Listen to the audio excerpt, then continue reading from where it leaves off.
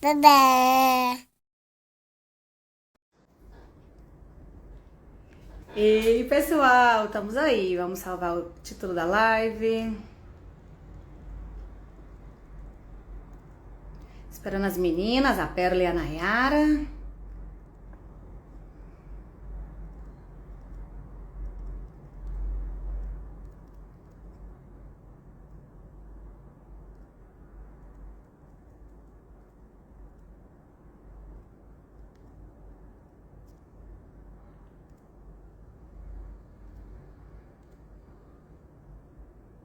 Ela é rápida no gato.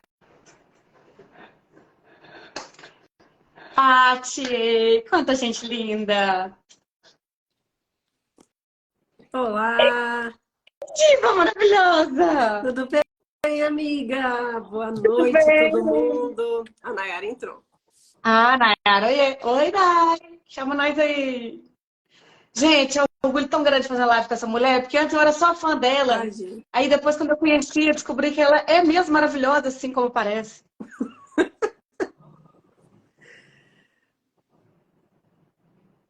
Não é um personagem, ela é tudo de bom. Amiga, sua louca. Nunca neguei. Olá, boa noite. Boa É noite! sempre.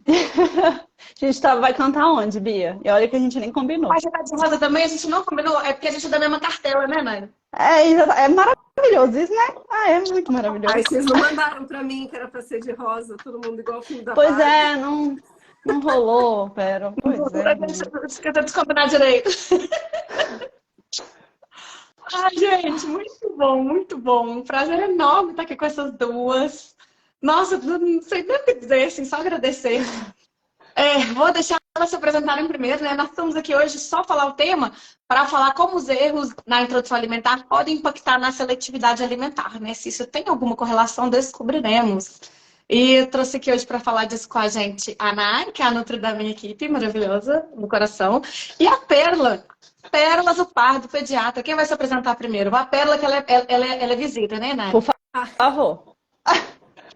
então Não eu sou precisa a... te perguntar, todo mundo te conhece, mas faz conta que ninguém te É, conhece. Se apresente, tipo por isso. favor. Ah, eu sou a Pérola, eu sou pediatra geral.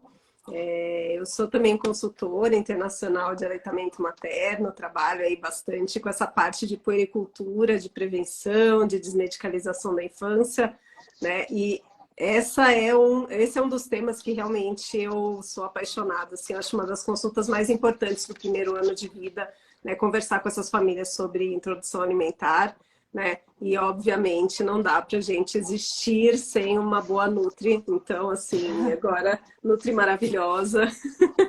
Apresente-se, Nayara. Ai, gente, eu fico até sem jeito desse jeito. Faz fim de costume aqui, né? Mas tá tudo sob controle. Ai, gente, estar ao lado dessas duas, para mim, é uma realização de sonho, realmente, assim, Essa semana é uma semana muito importante, não só, né, claro, para falar, né, do meu aniversário, claro que não, mas também porque a gente está realizando um sonho pessoal nosso. Enfim, vocês vão ver bastante conteúdos aqui gratuitos, né, então é sempre um prazer aqui estar recebendo pessoas tão competentes para realizar esse sonho com a gente. Então, para quem ainda não me conhece, eu sou a Nayara, nutricionista infantil. Hoje eu faço parte da equipe com a Bia. Hoje meu foco de atendimento realmente são bebês e crianças.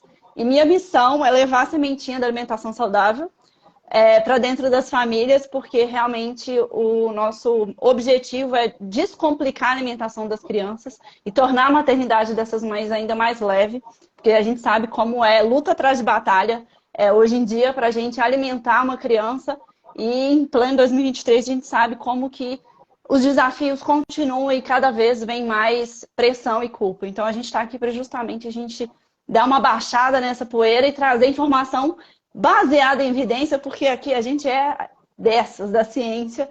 Então a nossa live realmente é muito importante a gente falar, que a gente vai falar, não substitui consulta alguma, nem com pediatra, nem com nutri, eu acho que isso é muito importante, mas Perfeito. também que a gente está aqui para trazer informações para vocês atualizadas sobre essa questão da introdução alimentar, com um tema que é muito importante, né, Bia? Porque a gente vê cada vez mais um consultório, a seletividade acontecendo cada vez mais cedo. Então, quanto antes a gente conseguir trazer isso para essa pauta dentro da introdução alimentar, melhor, para a gente realmente prevenir, porque a gente trabalha com prevenção, né?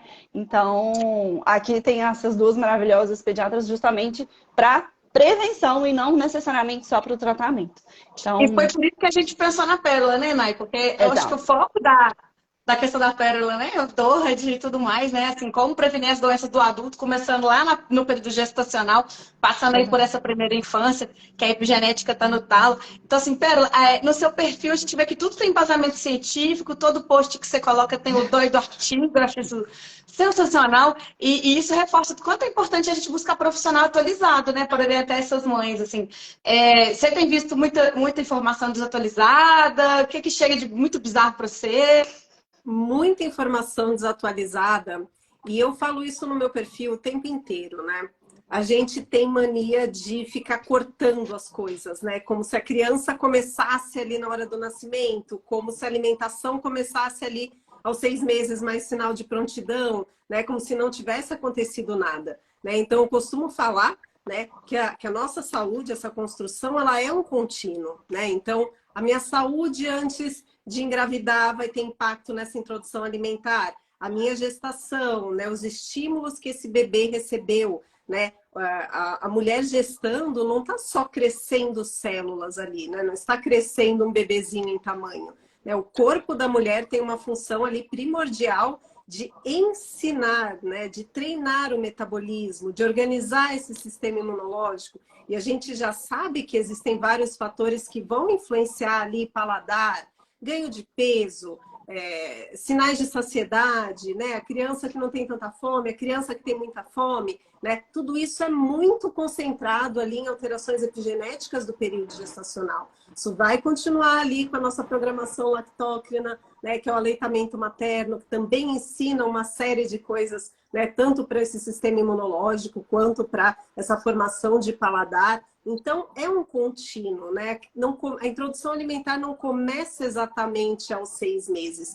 E muitas vezes a gente vê esse equívoco, né? De achar que é como se a criança estivesse do zero, um papel em branco, vamos começar a introdução alimentar. Não, já começou, né? Então, a gente Já tem tá que valendo. tentar fazer um bem bolado, né? E trabalhar ali em questões. E aqui eu vou falar, vou abrir um parênteses, assim, porque eu não gosto, já ouviram falar várias vezes no meu perfil, provavelmente, né? Eu não gosto do termo seletividade, né? Eu acho que ele coloca uma coisa muito patológica em uma grande quantidade de crianças que não tem patologia nenhuma. Eu falo que é como se a gente chamasse aquele ajuste, assim, os 3 primeiros meses uma lactante tem uma hiperlactação fisiológica e por volta dos 3 meses ajusta, não sente a mama tão cheia. Imagina se a gente chamasse isso de baixa produção dos 3 meses. perfeito. A gente ia gerar, assim, um estresse danado e a gente vê muito esse rótulo nas crianças. Já não, vai chegar a fase que vai ficar seletiva. Eu falo, gente, em que planeta, né, você tem uma espécie que é programada para distúrbio alimentar? Não é, né? Então, eu gosto muito do guarda-chuva dificuldades alimentares, onde a gente vai ter realmente casos graves, doenças, né? A gente pode ter um TARI, a gente pode ter transtornos do neurodesenvolvimento, a gente pode ter dificuldade alimentar secundária a alguma doença do trato gastrointestinal, imunológica, criança que não come por dor, né? Até realmente as práticas ali inadequadas relacionadas à hora da alimentação, sem que a criança necessariamente tenha alguma alteração, algum transtorno, né? Então, eu gosto muito de falar que existe uma percepção muito grande de dificuldades alimentares pelos pais, que não necessariamente a gente está falando ali de uma doença, de um transtorno, e seletividade, eu acho que coloca uma carga grande, uma carga em cima da criança, né, que muitas vezes ela não tem essa carga. Não é dela essa carga. Eu gosto muito de falar com os pais assim, quando começa essa fase a Nai chama de escolhetivo, né? Não é eu já ia seletivo, falar. é escoletivo. Eu adoro esse nome que ela deu. Que tem uma oscilação, então a gente fala que tem essa oscilação fisiológica e tal, mas aí a nossa ideia aqui era de falar assim, realmente o que torna essa oscilação pior, o que torna essa criança realmente que vai ter uma seletividade mesmo, né? Secundária a esses erros, sabe? Então, por isso que a gente estava pensando nesse nome e começar falando dessas questões da desatualização, né?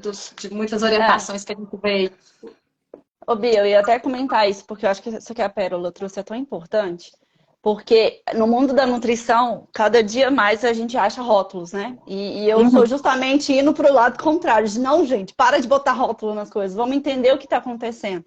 É justamente nisso, tanto que dificuldades alimentares hoje é um termo e uma área de abrangência que a gente tem nutris especializadas nisso de tão amplo que é, né? De tantas minúcias, assim, de tantas particularidades mesmo, e a gente precisa entender isso. Não existe bebê seletivo, pelo amor de Deus, não existe, né? Então, assim, a gente tem que entender o porquê que essa criança não está comendo, enfim, de uma forma geral, e o tanto de informação desencontrada que a gente tem aqui na rede social, né? E aí é o grande problema que eu vejo, e a importância dessa live, para a gente alcançar cada vez mais famílias, para trazer o pé no chão de que a gente precisa procurar profissionais que realmente estão atualizados e que fazem sentido com o que a gente está acreditando também, que a gente coloca isso como pilar da nossa abordagem, que inclusive é um dos nossos 3 pilares aqui de intervenção, né, Bia? Quando a gente Isso. estruturou todo o nosso pensamento, porque,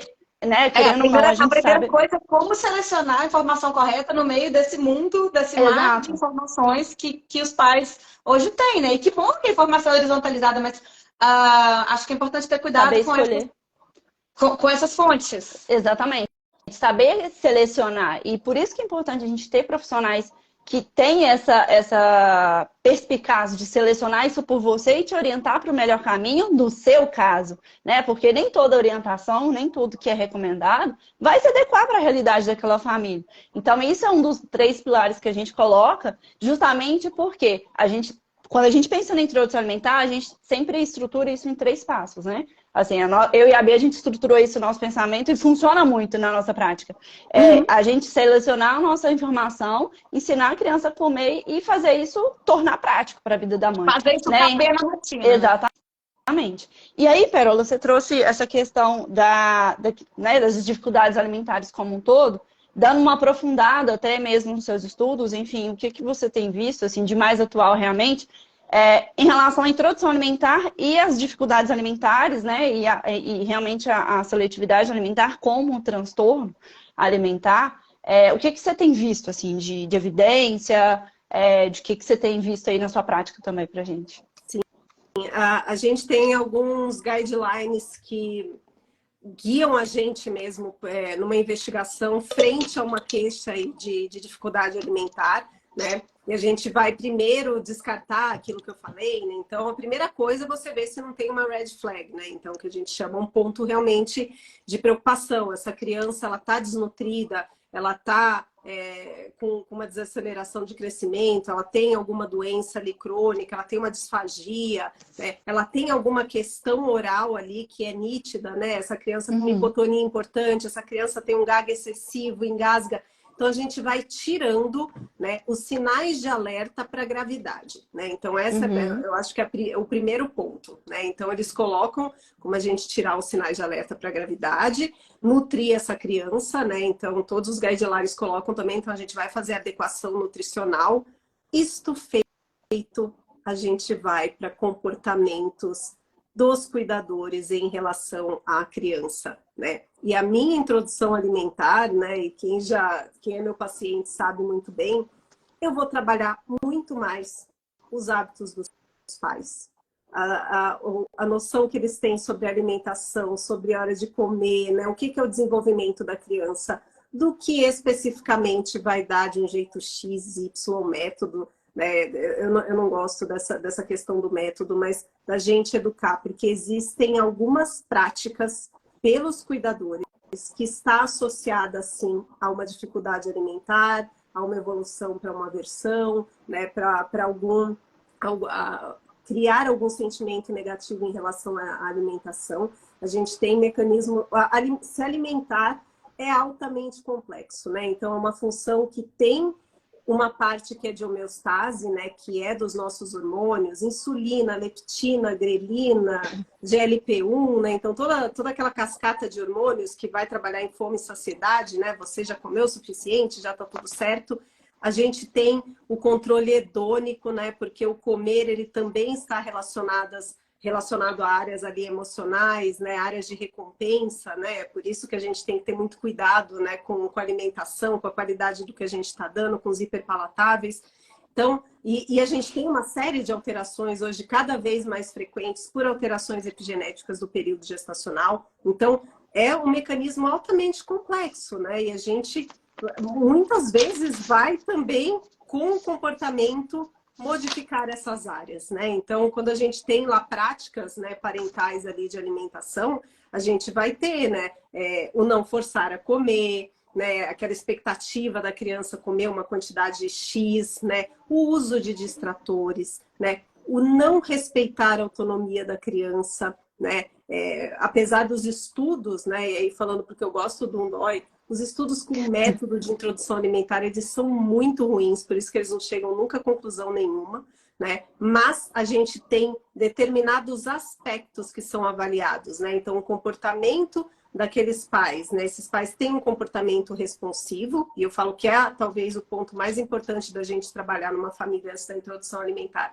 é responsividade, né? E os comportamentos não responsivos, né? Aquele comportamento controlador, ou o comportamento indulgente, né? O comportamento negligente. A gente tem esses comportamentos que estão associados depois, sim, a essas crianças evoluírem com dificuldades alimentares, né? Tem até alguns pontos que a gente pode observar, né? Tolerância dos cuidadores à sujeira, né? Então, tem alguns guidelines que colocam para a gente isso, né? Eles estão preparados, né? Eles estão preparados para oferecer alimentos de acordo com a idade daquela criança, né? De uma forma responsiva. Então, todos esses pontos, quando a gente está cuidando de uma criança na introdução alimentar, vão influenciar, né? Em questões de dificuldades alimentares futuras, né? De como que a gente vai mostrar esse início aí para essa criança de experiência, né? Porque né, o primeiro ano de vida ali é uma janela para a gente exercitar a competência mastigatória, para a gente fazer uma integração sensorial adequada, para a gente fazer, né, uma exposição ao seu sistema imunológico para tolerância. Então, a gente está falando de um período de janela, né? E é um período de janela também para coisa ruim, se a gente usa esse período de janela com os estímulos inadequados, né? Então, é muito mais sobre trabalhar todos esses aspectos, né, do que dar a comida, né? Eu falo, nada menos responsivo do que seguir método. Se você não está olhando para sua criança, se você não está vendo o que está na sua frente e você está seguindo o que um aplicativo está falando, né? Isso é altamente não responsivo, né? Que eu acho que é o primeiro ponto ali quando a gente fala em prevenir ali dificuldades alimentares na criança. A gente não falando loucamente, né? Me interrompa. Não, mas é porque a gente quer ouvir você falar mesmo, né? Aí você tá aqui pra gente pensar a gente está aqui para isso, porque acho que é muito importante isso que você está falando, né? Enfatizar que a introdução alimentar bem feita, né? Ela vai ser a janela mesmo de oportunidade onde aquela criança vai ter um primeiro contato com tudo, né? E através desse aprendizado inicial é que vão ter esses reflexos futuros, né? Então, assim, ensinar o filho a comer de uma maneira perfeita, responsiva. A gente fala muito esse termo, né? Alimentação responsiva nos nossos materiais, nas nossas coisas. Então, inclusive, na Yara falou dos 3 pilares, né? É um dos 3 pilares, né? Ensinar das coisas que a gente gosta de trabalhar, enfim, com os pais, de ensinar o filho a comer, né? Como fazer isso, assim, perfeito, sem seguir método específico, esse ou aquele tipo de introdução, assim, se conectando com seu filho, entendendo essa questão da responsabilidade. Acho que o caminho é bem esse, né? E você trouxe, assim, do ponto de vista científico, que realmente isso é real, isso é palpável, isso é necessário, né? Maravilhoso. Eu acho que é muito engraçado, assim, a gente pensar na introdução alimentar como uma a reeducação dos pais da relação com a comida, né? Assim, é uma coisa que eu trabalho demais aqui, assim, é todo dia, independente da idade. Se o bebê tem 6 meses, se uma criança tem 10 anos, o que eu mais bato na tecla é vamos repensar a nossa relação com a comida. E porque a introdução alimentar, com muitos anos, ela foi muito vinculada a alimentar, a matar a fome. Não é alimentar, né? É matar a fome do bebê. Alimentar, gente, alimentar uma criança é diferente de dar comida, dar de comer. É o que a gente sempre fala. Quando eu falo em dar de comer, a criança está totalmente passiva ali, ela não participa absolutamente de nada. Né? Quando a gente pensa numa alimentação responsiva, eu dou um estímulo, a criança responde de volta e eu interpreto isso como um sinal. Né? Então, existe uma relação ali que está sendo construída. Eu falo Tem uma muito troca, né, Nath? Exato, exato. E eu falo que a alimentação, eu defendo muito isso, é muito comunicação. Porque a gente tem que estar conectado para entender o que meu filho está falando comigo através do comportamento da alimentação dele, né? E aí o que eu mais vejo são mães que têm medo enfim, de um monte de coisa, mas na introdução alimentar muito, em relação a oferecer esse alimento de uma forma que eu estimule essa habilidade de comer. Porque como você bem falou, Pérola, no começo, comer é muito complexo. E a formação, né, da relação da criança com a comida, ela começa muito antes, quando você traz essa questão da epigenética. E talvez para quem me segue, e ainda não escutou esse termo, né? O que é uma epigenética? É o ambiente mudar a genética da criança, né? Do nosso gene. De uma forma bem simplória, né? Explicando aqui mais ou menos. Mas que é isso? Então, assim, as nossas práticas no meio ambiente interferem como a gente relaciona com a comida e, consequentemente, muda como eu como, como eu ensino, como eu me relaciono. E é muito maluco isso, porque eu acho incrível como a gente desenvolve essa habilidade e como que a gente pode guiar a criança para um caminho melhor do que a gente tem com a nossa própria relação, né? E aí, quando a gente pensa nessas mães que têm bastante medo, que eu vejo muito, Perola, que eu queria que você trouxesse também, em relação às mães que elas têm esse medo mesmo, né, do engasgo, e aí ficam amassando a comidinha, enfim, pensando na consistência, por muito tempo. Hoje mesmo eu recebi um paciente assim, ela veio com um relatório de uma fono, não lembro, um relatório, enfim, falando que a criança tinha alguma sensibilidade oral e que ela não tinha habilidade de engolir. E aí eu fiquei pensando, fiquei martelando aquela frase, a criança não tem habilidade de engolir, a criança não tem habilidade de engolir. Só que é uma habilidade que a gente desenvolve, é uma habilidade, né? E a gente tem que, o mastigar é uma habilidade que a gente precisa dar estímulo enfim, para a gente conseguir fazer de uma maneira assertiva. E aí eu vejo muito isso, assim, as crianças que têm dificuldade alimentar podem ter, sim, né, uma sensibilidade mais exacerbada, mas que a habilidade ela também tem que ser desenvolvida, né? Com certeza, né? Não tem... É claro que a gente sempre vai excluir uma causa patológica que precise de uma terapia ali direcionada, né? Então, que não vai seguir o geralzão da introdução alimentar, mas o mastigar, ela é uma habilidade dependente de estímulo, né? E que ela tem uma janela muito específica para acontecer, né? A gente precisa do estímulo adequado, né? Apesar das pessoas acharem que mastigação é usar os dentes, mastigação é uma aquisição motora da língua, né? Então é que nem as outras aquisições motoras. Eu vou rolar, eu vou sentar, eu vou engatinhar, eu vou escalar, né? Por isso que a gente precisa da estabilidade de tronco, né? Para que essa língua faça movimentos de lateralização e jogue o alimento de um lado para o outro para que ele seja triturado. Aí sim entram os dentes. Os nossos dentes trituram, né? Mas a mastigação, movimento de língua, a gente só consegue, né? Então o desenvolvimento motor vai do amplo para o específico, então a gente precisa ter a estabilidade do tronco para que essa língua, que é o específico, faça a movimentação e essa criança exercite a mastigação. Se a gente não tiver, né, uma variedade de texturas sendo apresentada para essa boca, fazer movimentos diferentes, né? Isso não é sinônimo de dar só pedaços, né? Outra coisa que eu friso muito é sinônimo de dar uma diversidade diversidade de texturas para que essa criança desenvolva habilidades, né? E é uma janela que está ali entre 6 e 9 meses, né? 6 e 10 meses, é uma janela muito específica. Então, se a gente passa muito tempo, né, mastigando pela criança, porque essa comida é muito amassada, né? Ou como aconteceu, eu sempre conto a minha história, né? Porque foi assim, eu fui uma criança que não fui amamentada, da época que a papinha era peneirada, inclusive, né? Então era uma papinha quase líquida. Líquida, né? E que movimento minha língua fazia, gente? Minha língua fazia só isso aqui, né? Sobe, desce, engole, sobe, desce, engole, sobe, desce, engole. Passei o primeiro ano de vida fazendo isso. Então, quando eu fui apresentado, porque daí do nada era assim, né? Ah, não, já tem que comer igual adulto, já coloca no prato, aquela criança que sempre comeu papinha, e de repente você tem que mastigar, né? Coisas que são E a difíceis. sua bochecha e essa musculatura da face tem que ter força para dar conta? Tudo hipotônico, queixo para trás, assim, aquele caos. Então, eu era criança clássica que, é um churrasco, aí pegava um pedaço de carne e ficava assim.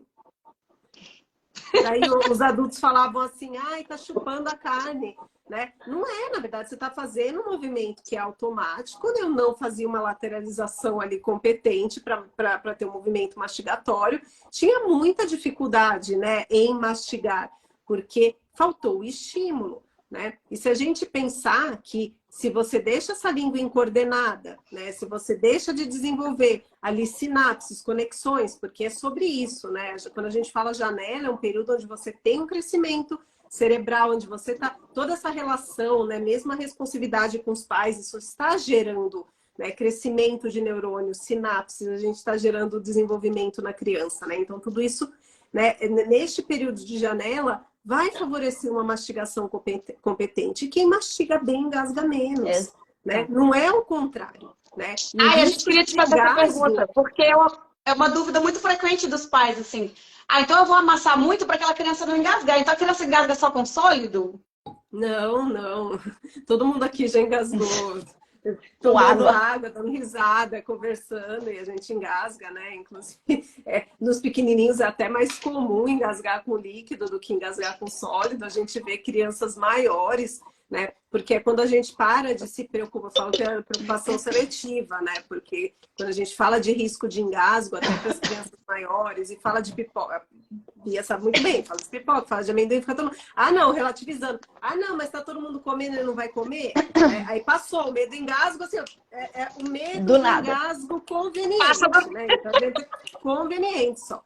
Né? Então, quando a gente tem, é até mais comum, né? Eu peguei muito mais na minha história de pediatria crianças grandes que engasgaram, né, do que crianças pequenininhas ali. Então, não existe risco zero de engasgo. Se a gente exercita essa atenção plena, né, a criança ali está disposta ao aprendizado, né, aquele sinal de prontidão, da responsividade, a gente está olhando, essa criança está bem posicionada, essa criança tem, né, os sinais de prontidão, vai progredir as texturas, né, e vai dando esse repertório para que a criança exercite e tenha competência mastigatória. Isso vai diminuir o risco de engasgo. Né? Então não é amassar que vai resolver. Amassar, peneirar, bater, liquidificar, isso vai resolver o problema do engasgo. Então, assim, é um medo muito frequente, recorrente dos pais, mas a gente sabe que não é a solução, né? E que isso pode impactar muito mais na frente, igual você falou, né? Assim, para esse aprendizado da mastigação. Aí sim aumenta o risco de engasgo, né? A criança que não desenvolveu competência, né? Isso sim, os movimentos ali de língua, não fortaleceu a musculatura, né? Tem alguma hipotonia de língua, de bochecha, de lábio. Não, e essa questão da progressão de texturas, né? Como isso é importante, né? Então, ok, a gente pode começar um pouco mais amassado, mas precisa progredir essa textura porque a gente precisa treinar, né? Treinar a musculatura do rosto, a língua, enfim, toda essa estrutura. Então, o que é importante tratar com os pais é que sim, se a gente for oferecer pedaços, quando a gente for oferecer pedaços, precisa de ter uma atenção, assim, para o ponto de cozimento, para o tipo do corte, isso realmente precisa ser abordado e conhecido, né? Para que seja feito com segurança, mas a gente usando os critérios de segurança, a gente consegue oferecer de todos os tipos de textura e inclusive os pedaços com segurança, né? Então, a gente precisa, mais uma vez, ter condições de saber como ensinar o filho a comer, né? Perfeito. que comentar, Nai? Então, essa questão eu tô aqui anotando tudo, minha filha, porque eu sou a pessoa que vocês vão falando, e se eu não anoto, eu esqueço as coisas depois. E olha que nem mãe sou, imagina quando for. Tô lascada. Mas, assim, o que eu acho que é importante, né, resumindo essa parte que eu acho que é importante, é a gente entender que a criança, quando a gente pega na introdução alimentar, não é sobre a papinha que vai fazer, que vai garantir que essa criança vai comer bem, e nem que eu vou entuchar a criança ali de papinha que ela vai aprender a comer. Comer é complexo, depende do ambiente, depende das práticas dos pais, depende de como esses pais entendem o que é alimentação, como que eu vou fazer essa criança aprender a comer de uma forma tranquila, simples, descomplicada, leve, porque o que eu mais vejo também são essas mães carregando a introdução alimentar com mais um fardo. Meu Deus do céu, agora a amamentação passou, lá vem a introdução alimentar. E não precisa ser assim. É o checklist da maternidade perfeita, né? O parto tem que ser não sei como, a amamentação tem que ser não sei como, e tem que ser introdução alimentar não sei como, e como isso frustra, né? Às vezes as mães, os pais, os cuidadores, quando não sai do jeito que eles acham que seria o adequado, né? Exatamente. E não precisa ser assim, né? O que a gente sempre frisa, a introdução alimentar precisa ser simples e segura. É isso. Inclusive, aproveitando, convidando quem está aqui com a gente na live, no dia 14 de agosto, que é semana que vem, né, Bia? Segunda-feira que vem, a gente vai dar uma aula gratuita que vai ser justamente os primeiros passos para uma introdução alimentar simples e segura. O link para a inscrição está lá no nosso perfil. Então, quem estiver aqui já querer saber, né, quiser aprender esses primeiros passos, vem com a gente, vai ser bem legal. Tanto no meu perfil quanto no da Nai, né? Nos links da bio aí. Para entrar no grupo, para receber o link da aula de segunda-feira que vem. Isso mesmo. E vai ter coisas bem legais que a gente está preparando, assim, uns materiais que quem tiver lá no grupo que vai receber. Mas, enfim, continuando aqui o nosso papo, em relação à introdução alimentar, eu acho que é muito... Acontece muito aqui no consultório, não sei aí com vocês, das reações que o bebê tem quando a gente está fazendo a introdução alimentar, né, Bia? Porque às vezes é o neném que não faz uma linguinha para fora ali de uma protusão, que na verdade não é uma cuspida. Enfim, essas reações acontecem muito aí, Bia. A careta, né? Às vezes que o bebê faz, assim, se oferece um alimento diferente, com outro gosto. E assim, é tão importante os pais entenderem, né, que comer é uma mudança total de paradigma para o neném, né? Então o neném se conhecia o leite, ou do peito, ou de outro dispositivo, e tem sempre o mesmo gosto, ou um gosto mais ou menos parecido, né? Não sempre o mesmo gosto, mas um gosto mais ou menos previsível e tal. E aí, de repente, ele vai pegar uma outra coisa, que tem um outro cheiro, uma outra consistência, que varia, cada hora é uma cor diferente, cada hora, né, vai ter uma apresentação diferente. E entender que tem que mastigar aquilo, que é um processo novo para o bebê, que ele não conhece ainda. Fazer todo o processo ali de lateralização de língua e engolir. Então, assim, é muita novidade para um bebê pequeno. Então, o máximo que ele vai entender é que brinquedo novo é esse aqui que minha mãe está me dando aqui na minha frente. Então, até que ele entende que isso, de pôr na boca, que como é que faz para mastigar, engolir, que isso vai matar a fome dele, é uma mudança total para o bebê. Então, por isso que o Moisés o doutor Moisés comentou aqui que ele gosta de chamar de apresentação alimentar, acho que foi isso que ele colocou. Porque ele acha que a introdução parece que o neném tem que começar comendo, né? E comer é um aprendizado, né? Como qualquer outro, né? Como falar, como a aquisição dos marcos motores, né? É um processo que o bebê vai ter que percorrer até chegar lá, né? E isso, às vezes, os pais não entendem. Então, se o bebê faz uma caretinha ou você põe na ponta da língua, o neném está fazendo um pouco de protusão ainda, o neném às vezes não está com sinais de prontidão adequado, ou o neném está com o gag muito anteriorizado ainda, né? Qualquer coisa que você põe, o neném ainda faz aquele reflexo de cuspir. Então, às vezes, essas reações do bebê assustam os pais, né? E não quer dizer que a criança não gostou, né? Como é que você normalmente aborda os pais sobre isso, Pérola? Assim, como é que você explica para eles que isso é ok?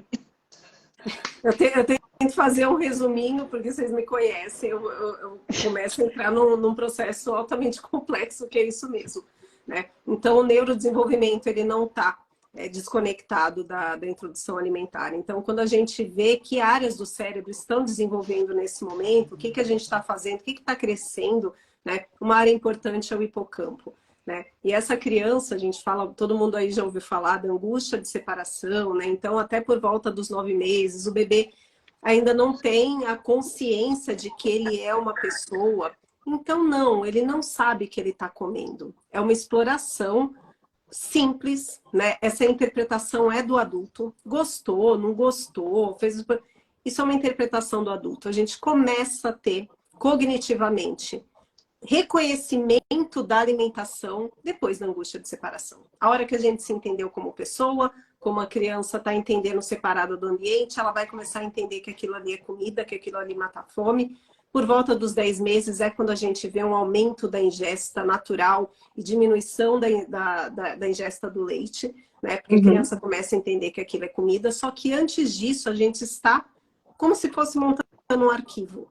Então a gente está fazendo um processo de integração sensorial e não é incomum. A criança está ali explorando, e a gente quer trabalhar toda essa responsabilidade, e ela está entrando em contato com informações sensoriais novas. Não está comendo na concepção de comida que a gente tem, né? Porque se essa criança está engatinhando daqui a pouco com 7 meses e ela acha uma barata, vai para a boca, ela pode inclusive mastigar e comer. Então não tem ainda esta interpretação de comida. Ai, que gostoso, ai, eu gosto do docinho, eu gosto da... Tem conotação de que estou crescendo áreas, e a gente sabe que o hipocampo é a região-chave, tanto para o controle homeostático quanto para o apetite hedônico, né? Então a gente está formando conexões, a gente está formando memórias, a gente está formando, né, reconhecimento sensorial, né? Então não antecipar, não ficar interpretando na visão de um adulto que tem toda uma experiência de vida. Aquilo ali ainda não tem significado.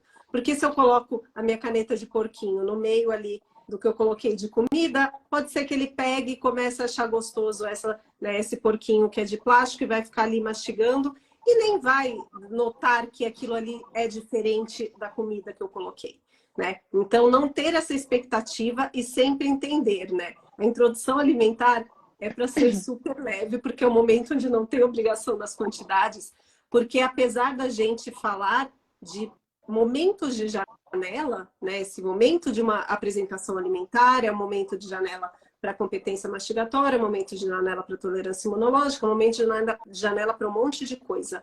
Mas comer é para a vida.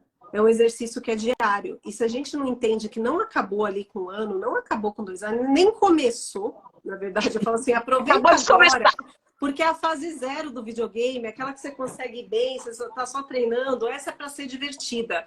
Porque conforme for passando o tempo, a gente tem outros desafios, são outras habilidades cognitivas, né? Inclusive relacionada a essas áreas que o bebê está desenvolvendo nesse momento, né? Então, a seletividade que as pessoas começam, né, a falar, nada mais é do que a criança que passou pela angústia de separação, tem uma nova habilidade cognitiva e precisa repetir, precisa de repetição para consolidar o aprendizado. A criança vai começar a entender que existe possibilidade de fazer escolhas. Então, ela está fazendo escolhas na alimentação, mas ela está fazendo na roupa. Ela está querendo sair de frota 30 graus hoje, ela está querendo sair com a roupa da Frozen, que é de plush. E ela quer, ninguém vai tirar da cabeça. Então, vai sair com a roupa, porque é um momento onde você tem ali uma seletividade fashion. Não, a criança começa a exercitar e ela precisa exercitar essa habilidade cognitiva sem ainda muito controle inibitório. Então, não é que nem a gente, porque se a gente se pudesse comer só o que quer também, né? Então a gente vai ficar... Gente adulto tem controle inibitório, vai ficar fazendo... A criança não tem. A criança, quando é ativado ali aquele circuito hedônico, ela quer mais, ela quer mais, ela quer mais, porque isso é assim que funciona, né? Então a gente tem que entender que é o cérebro, né? E como que o cérebro crescendo, como que isso se manifesta? Na fala? Na alimentação? No desenvolvimento motor? Na interação social, em todos esses aspectos, né? Então, tirar essa carga de que gostou, não gostou, essa interpretação que é do adulto, né? Eu falo, limpa, a criança está fazendo conexões neste momento. Então, vamos deixar que ela faça conexões. Mão, boca, mão, olho, boca, né? Toda a parte sensorial da mão, né? Habilidade motora da língua, né? Que ela faça essa comparação mesmo, de estar colocando um objeto, de estar colocando uma comida, de começar a entender o ambiente, porque isso vai ser importante para que daqui a pouco ela se entenda como indivíduo, né? Comece a ter a percepção da individualidade, a partir daí o olhar muda, né, em relação à comida, e a gente vai progredindo, né? E é um processo da vida. Por isso que se os adultos não entenderem os bons hábitos, não rever essa questão da sua relação com a comida, né? De como que você... fica muito difícil, né?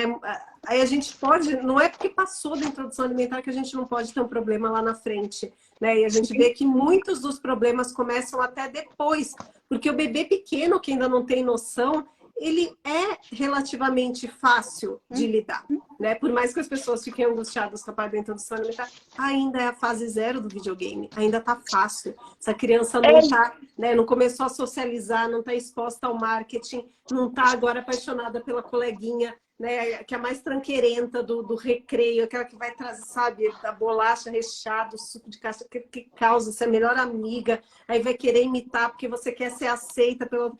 Depois o rolê fica complicado. Então, se a gente não trabalha as nossas questões com a comida, né, a gente não vai conseguir conduzir isso de maneira adequada. Mas introdução alimentar é a fase gostosinha, é a fase que é leve e não precisa, né, interpretar gostou, não gostou, careta, língua para fora, jogar, cuspir. Isso faz parte, né, de um estímulo para que conexões sejam feitas, porque a gente ainda está formando estruturas básicas do cérebro. Ainda não existe a interpretação que nós temos da alimentação. Está muito longe. E falando disso que você citou aí, de ser uma fase leve, gostosa, tranquila, às vezes no desespero de, assim, achar que a criança já tem que começar comendo, né? Às vezes aquela questão de os pais têm de distrair a criança para ela comer mais, botar uma tela, ficar, sei lá, brincando de outra coisa.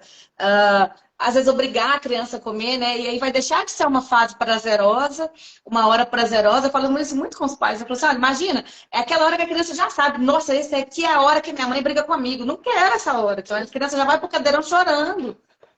Então, assim, não é exatamente o contrário disso que a gente quer, né? Que seja uma hora tranquila, divertida, lúdica. Então, isso de obrigar a criança, ficar com a colher perseguidora, querendo socar na boca do menino, sabe? Eu acho que tem que pensar muito nisso que a Pérola falou, de ser uma coisa tranquila, porque é o início da apresentação de como que vai ser essa relação com a comida pro resto da vida, né, Pérola? Acho que você falou, é lindo, assim. E uma outra coisa super frequente que os pais fazem no desespero de tentar fazer o menino comer, além de amassar, obrigar e distrair a criança, às vezes misturar tudo, né? Então eu vou misturar isso daqui porque eu vou esconder isso aqui que ele não gosta muito junto do outro negócio. E aí isso também tá ruim, né? Gororoba, né, gente? Você vai aprender que conexão você vai fazer com tudo misturado, com a gororoba, né? Bem esse processo, não dá, gente. Como é que eu vou fazer imagem mental para mim do que é um brócolis se eu não sei o que eu gosto de um brócolis, né? Eu falo que é igual construir vocabulário, tô aprendendo um idioma novo, né? Então, ó, esse negócio verde que tem o formato de arvorezinha, que tem tal gosto, chama brócolis. Agora não, o brócolis está lá todo picado, misturado no feijão, aquela maçaroca marrom. Como é que a criança vai formar esse aprendizado do que é um brócolis, por exemplo, né? A Aline falou, não tem como aprender a comer assim. Então, assim, essa questão do misturar tudo sempre é uma outra coisa que me frita, assim, porque por causa dessa expectativa, né? Essa expectativa tem que ser leve, né? Acho que a primeira questão da introdução alimentar é modular a expectativa, né?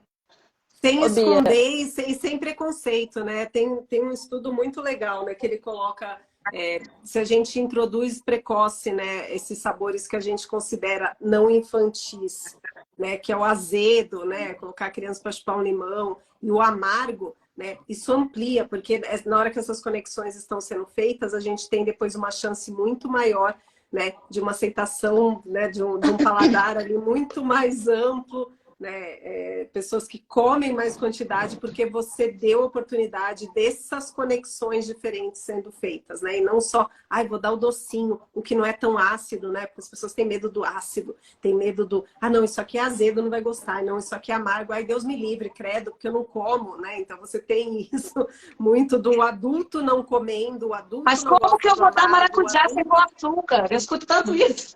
E já passa, né? Porque a gente tem essa cultura, né? De que criança gosta de açúcar. E a gente vai lá, né? Para esse estímulo, né? Que não é adequado, né? O estímulo de áreas de recompensa, o apetite hedônico. E a gente vai formando essas conexões que depois elas vão, né? Podem ser traduzidas aí em risco para sobrepeso, obesidade e uma série de, não só dificuldade alimentar, mas também do outro lado, né? A criança que começa a ter um erro alimentar importante e vai evoluir com outras questões que não só a recusa alimentar, né? Tem o outro lado também, né?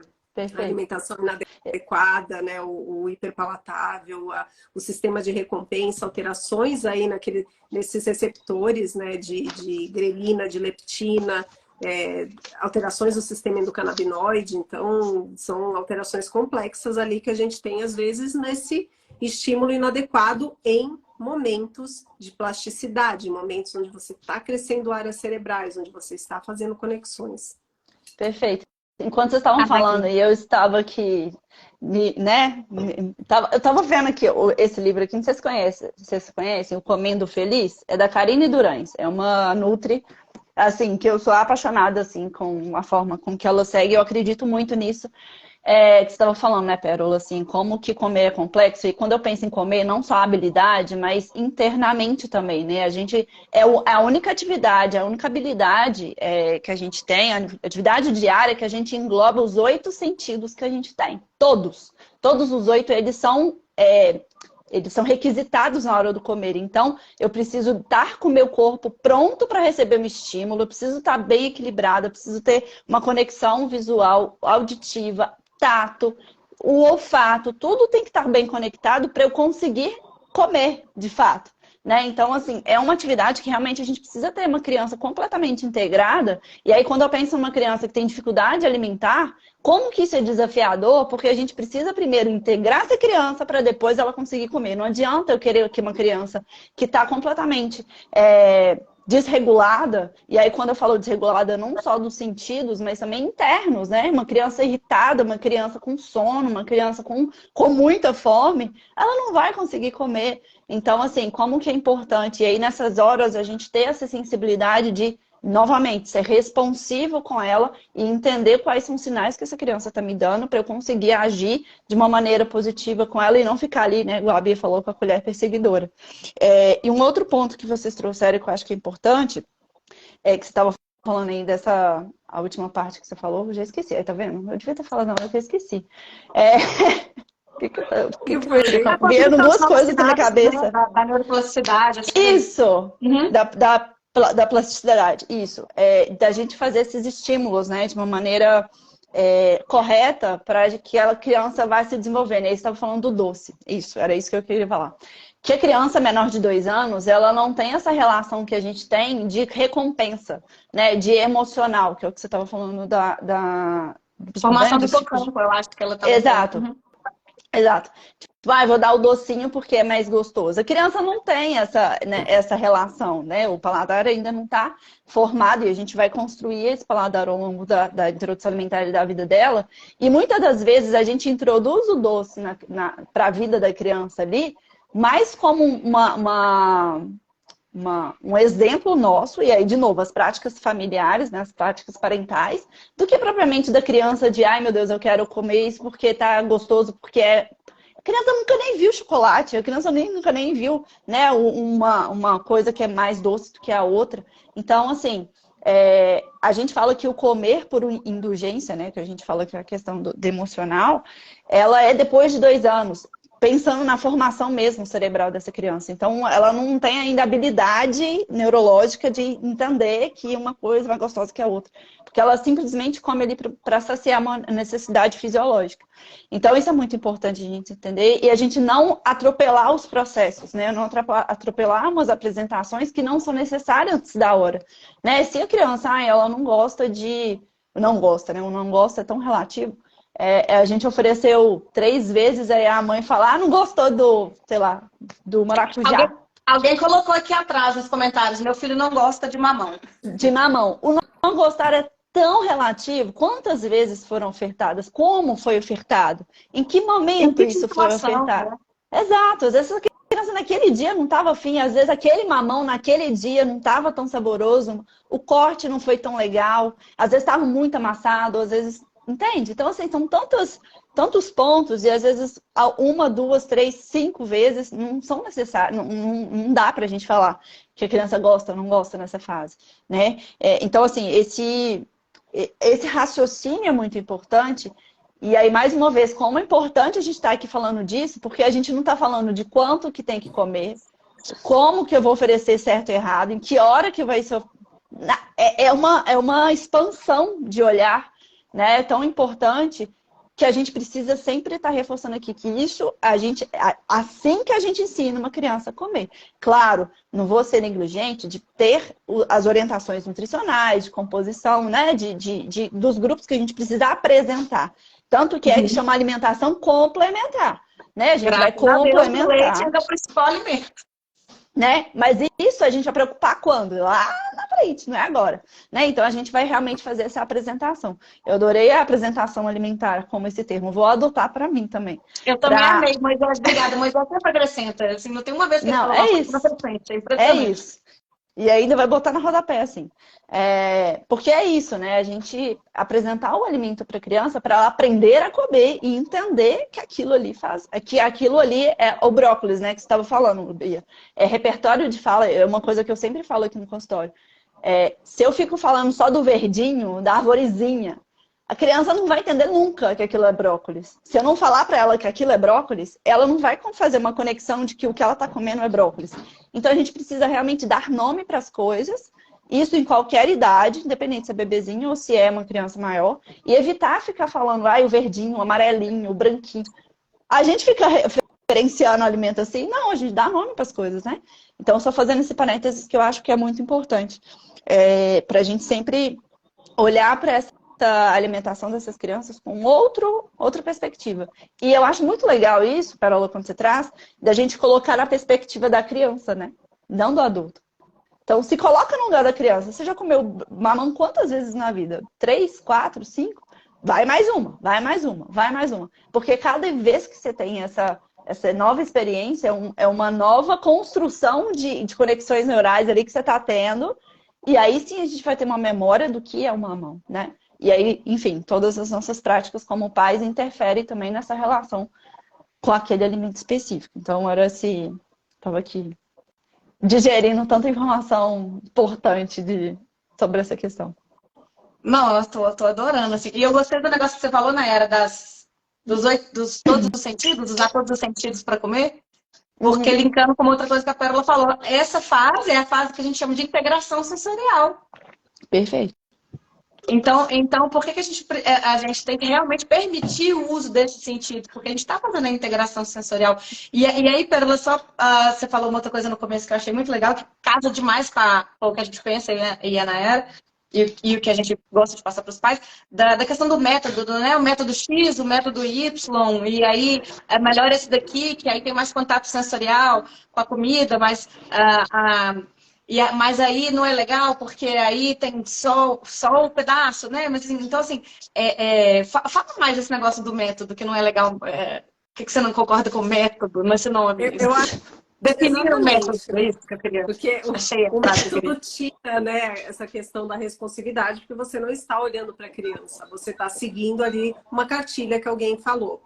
Eu falo que é claro que a G-Ratley e o BLW foram extremamente importantes para impulsionar a discussão, para impulsionar estudo científico, para a gente começar a conversar sobre isso. Né? Mas não não precisa, aquilo não é a fórmula mágica, porque, de novo, a gente está falando de um contínuo, não é ali de um processo, né, que até a essência do BLW é não interferir, né? Então, é deixar o bebê guiar 100% a própria alimentação, não é dar em pedaço, não que nem aqui usa como sinônimo do pedaço, é não interferir. Como não interferir?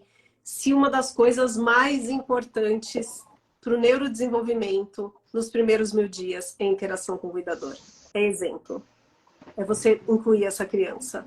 Né? Então, não faz sentido a gente não interferir, que é diferente da oferta passiva, que é diferente do cuidador controlador, que cismou que vai dar aquela X de vai comer meia banana, vai comer meia banana, e vai comer e vou enfiar de tudo quanto é jeito, porque vai comer meia banana. Né? São coisas diferentes. Né? Então, os métodos foram importantes. Eu falo, é maravilhoso, o BLW deu pra gente estudos de corte seguro, de acordo com a idade da criança, de acordo com a habilidade motora fina, se vai pegar, se vai pinçar, né? Isso é muito interessante. Então, eu falo que a gente usar como referência em alguns pontos, ok. Mas ninguém precisa de método para introdução alimentar. E eu falei, até porque é um processo que é a vida inteira. Você vai ter que trabalhar a sua alimentação, a sua relação com a comida, as suas compulsões, o seu apetite hedônico descontrolado a vida inteira. Então, não é um processo que é contínuo. Então, a gente tem que, né, aproveitar os períodos de janela para trabalhar o que deve ser trabalhado e não para seguir método. Né? Nem XI vai dar participação. Né? O termo mais sem pé nem cabeça que existe é faço BLW com participativo. Mas se você está interferindo, não está fazendo BLW. Então não tem como misturar BLW com não sei o quê. Né? E você não está fazendo nada. Então senta. A criança tem que estar incluída na alimentação da família. Né? Isso é meta da Organização Mundial de Saúde. Né? Então a família tem que ter um consumo, né, equilibrado de grupos alimentares, com variedade, né? Então, isso é colocado nos guidelines. Depois a gente pensando em dificuldade alimentar, essa família oferece variedade, essa família oferece várias vezes, né? Oferta sistemática, existe oferta sistemática, né? Existe, não é o que eu vou dar para o bebê, é como que a minha família come. Eu estou comendo de forma adequada. Às vezes é uma questão de seletividade porque o bebê não come fruta, mas vocês comem fruta em casa? Não. Aí, quando que eu tenho que dar? Como que eu tenho que dar? A família tem que, né, a diversidade, inclusive a variedade, a Nutri está aí, variedade alimentar é core ali de microbiota. A gente alimenta a bactéria com variedade alimentar. Então, hoje a gente já saiu da pirâmide, já saiu de 5 cores no prato, a gente está falando de variedade, de rodízio de nutrientes, né? Ali da riqueza absurda que a gente tem de fitoquímicos, né? Que é uma das falhas dos estudos científicos quando começam, né? Então, você tem muito estudo e muita sociedade falando, não, no BLW a criança não ingere as quantidades de nutrientes necessárias, né? Você está comparando exatamente com o quê, né? Você está comparando com uma criança... e esses estudos são horríveis. Você está comparando o quê? Com uma criança que tem uma oferta passiva de que tipo de alimento? De fórmula? Daquele mingau, né? Dos cereals, né? Porque são estudos que não são daqui a maioria, né? Que tem aqueles cereais fortificados. Cereais a Nutri sabe muito bem. Qual que é a biodisponibilidade dessas vitaminas que estão nesses produtos ultraprocessados? É sal inorgânico, né? É biodisponibilidade baixa. A gente está contando só o número ali total de nutrientes, você colocou ali na fórmula, quanto disso que é absorvido? Qual que é a biodisponibilidade? Né? Então, quando a gente vai esmiuçando, né? Tem um trabalho que vai esmiuçando, né? Então, as famílias que fazem BLW tendem a ser mais responsivas, tendem a ter uma oferta muito maior, né? De frutas, legumes, hortaliças, né? A gente tem um monte de viés dentro da questão do método, né? E não precisa de método, a gente precisa disso mesmo, entender que a nossa alimentação tem que estar adequada. A gente vai fazer adequações para o bebê. Na consistência, no tempero, no corte, mas do que a gente já está comendo. Porque não é agora, até 1 ano. Não é a comida para o bebê agora. É a comida para a vida minha, da minha família. Não tem a ver com dar comida para o bebê, com vou oferecer isso. A gente vai aproveitar, né? A fruta da estação, o que está na época, comprar coisa diferente, né? Um exercício que às vezes a gente não faz. Às vezes a gente vai no hortifruti e pega as mesmas coisas que a gente está acostumado. E nem olha o negócio de... Eu sou louca, eu adoro. Se eu vejo uma fruta que eu nunca comi, um negócio que eu nunca comi, eu vou e compro na hora, porque eu fico louca, eu quero experimentar. Né? Então, eu falo assim, essa curiosidade. Você vai no sacolão, sabe aquela fruta que você nunca viu na vida? É essa mesmo que você vai levar, porque tem que ter repertório. Não, e eu acho que é importante, Bia, isso, porque não é uma fruta diferente só para o bebê experimentar. né? Porque o que eu mais vejo, ai, na introdução é pitaia, é lixia, é não sei das quantas. Aí passa, nunca mais botou aquilo ali na fruteira de casa. Gente, é constância. É o mesmo papo do alimento lá que a gente fala da janela, né, imunológica ali, da alergia.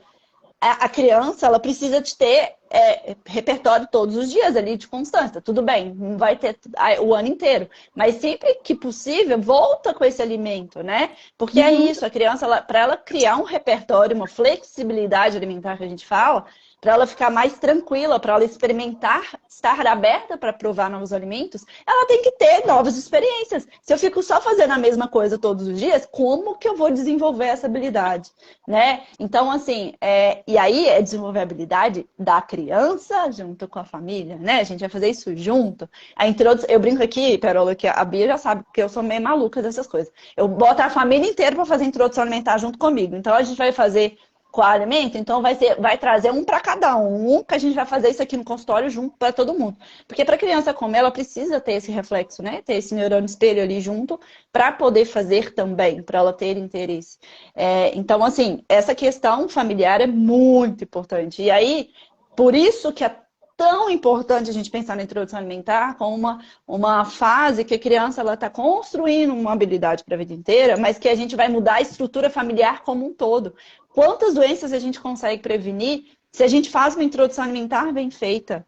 Se essa família ela leva isso como uma estilo de vida, né? Não é nesse momento dos 6 meses até 1 ano. Deu 1 ano, abre a porteira lá e esquece tudo que você viveu para trás. Não, a gente vai conseguir realmente colocar em prática ali algumas práticas que vai levar para a vida toda. E aí já fazendo um gancho também, que eu acho que é muito importante a gente pensar, naquele primeiro ponto que a gente começou a live falando sobre embasamento científico. Porque quando a gente pensa nessas abordagens, eu não gosto nem de... Eu também sou dessas, eu não treino de método, mais confundo que ajuda. Essas abordagens que existem ajudaram muito a gente evoluir para a gente chegar aqui hoje a gente está discutindo isso, né?